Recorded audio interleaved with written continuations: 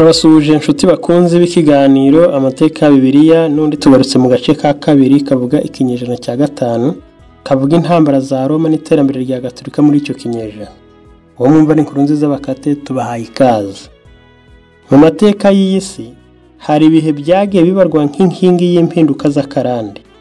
Aho ibintu byinshi byari byaramenyerewe byahindutse cyangwa bikanavanwaho burundu. Mu kinyejana cya gatanu ni kimwe muri ibyo bihe. Muri iki gihe amahanga yari asanzwe ategekwa na Empire Romain, kimwe mu bihugu bikomeye kandi byubashywe mu mateka yose, yari imaze gucika intege. Ibyo byabaye ahanini kubera intambara zitandukanye, gutakaza ubumwe n'imbaraga mu buyobozi, ndetse no kuba yarabaye nk'iyeguriye inyungu zayo bwite kurusha iz'abaturage bayo. Nubwo uku gusenyuka kwa Empire Romain kwagaragaraga nk'iherezo ry'ubusugire bwa siyanse, ubukungu n'umuco, habaye izindi mpinduka zikomeye zaturutse ku kwibuka k'urundi rwego rufite imbaraga zidasanzwe nk'iy'ubukristo, by'umwihariko Kiliziya Gatolika. Uyu mwuka mushya w'imyemerere wagize uruhare runini mu gutanga icyerekezo gishya, nk'uko iyo Empire yari irimo irengarenga. Nk'uko twabivuze mu gice gito cyabanjirije iki, tugamije gusesengura uko intambara zitandukanye zashegeshe Roma, impamvu yazo, ingaruka zabayeho, ndetse uko Kiliziya Gatolika yitwaye ikanarokoka ikanabyaza umusaruro ayo makuba. Tuzareba uburyo iyi myemerere yagiye yigira mu mateka ya Roma, ndetse ikanayihinduramo uburyo bwo kwiyubaka nk'ubuyobozi bushya mu isi nshya yavukaga mu Burayi.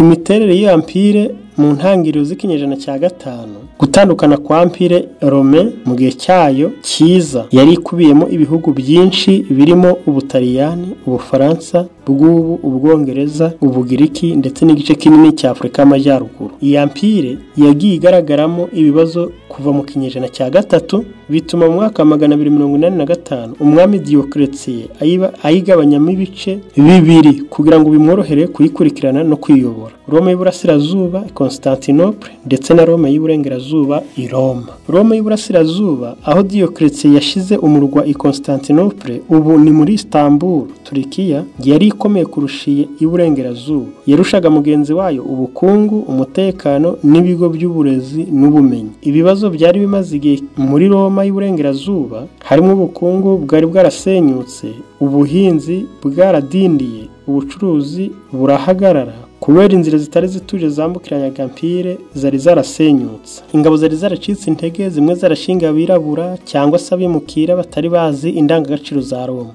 Intambara zashegeshe Roma, intambara z'imbere mu gihugu. Ubuyobozi bwa Roma bwari bwarabaye nk'ubutagatifu. Uwari umwami yabaga afite ububasha bwa gisirikari icyarimwe na politike n'ubuzima rusange. Ariko uko imyaka yagiye ihita, kurwanira ingoma hagati y'abategetsi, ingabo n'abashoramari byatumye igihugu kidatekana. Buri generali yifuzaga kuba umwami agashyigikirwa n'ingabo ze. Ibyo byatumye abaturage bacika intege n'ingabo zicikamo ibice. Intambara z'amahanga, barbarian invasion, ni kimwe mu bintu byabaye igihombo gikomeye kuri Roma. Visigo bayobowe na Alaric binjiye i Roma mu mwaka 410, aribwo bwa mbere umurwa mukuru wa Roma wasahuwe nyuma y'imyaka irenga 800. Ibi byabaye nk'ikirango cy'uko Roma itagifite imbaraga. Abavandari bayobowe na Genseric binjiye i Roma mu mwaka 455, barya imitungo yose barayisahura, n'imizingo y'ibitabo, ibikoresho byiza, ibindi biribwa n'abaturage. Abahuni, Hannies, Attila yateye igice kinini cy'Uburayi, atera ubwoba mu buryo buhambaye. Nubwo Papa Leo yamusabye kutinjira i Roma, hari ibitekerezo byinshi bishimangira ko indwara ndetse n'ibihe bibi byatumye Attila asubira inyuma. Isenyuka ry'umurwa mukuru mu mwaka 476, ubwo Romulus Augustus, umwami wa nyuma wemewe na Roma, yavanwagaho n'umuyobozi w'Abagermani witwaga Odoace, nibwo hatangijwe irangira rya Empire Roma y'Iburengerazuba. Ibi byabaye nk'inkike zanyeganyeze amahanga yose yari amaze imyaka 100 agendera ku mabwiriza ya Roma.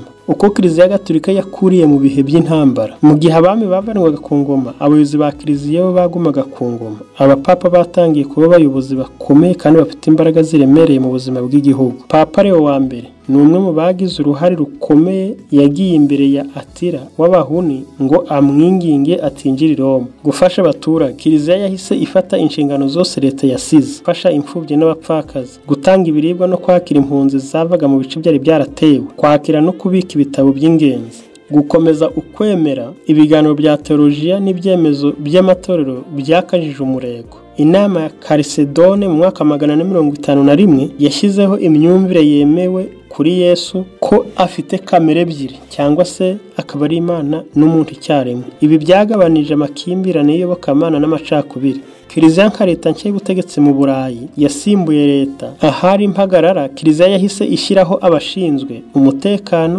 imanza, amategeko, kwigisha n'ubumenyi. Gatolika yakomeje uburezi bw'abantu, yanditse amateka y'ibihe bibika umuco n'ubwami bwa Roma, yakomeje ubwanditsi bwo muri Bibiliya no kubika inyandiko z'ubugeni n'ubushakashatsi. Kuva mu bihe byo gutakaza ampire kugeza mu itangira ry'ubuyobozi bwa roho, ikinyejana cya 5 cyagaragaje ko ibihugu bishobora kugwa ariko imyumvire n'imyemerere ntibipfa. Intambara, gusenyuka n'ubusumbane byatumye Roma ihinduka ivu, ariko byateye imbuto z'ubukristo, bwaje gutera imizi ikagwiza imbuto z'ubwenge, amahoro n'umurage ukomeye mu mateka y'Uburayi. Turabashimiye mwe twabanye mu kiganiro amateka ya Bibiliya by'umwihariko mu kinyejana cya 5, aho ubutaha tuzakomereza mu kinyejana cya 6.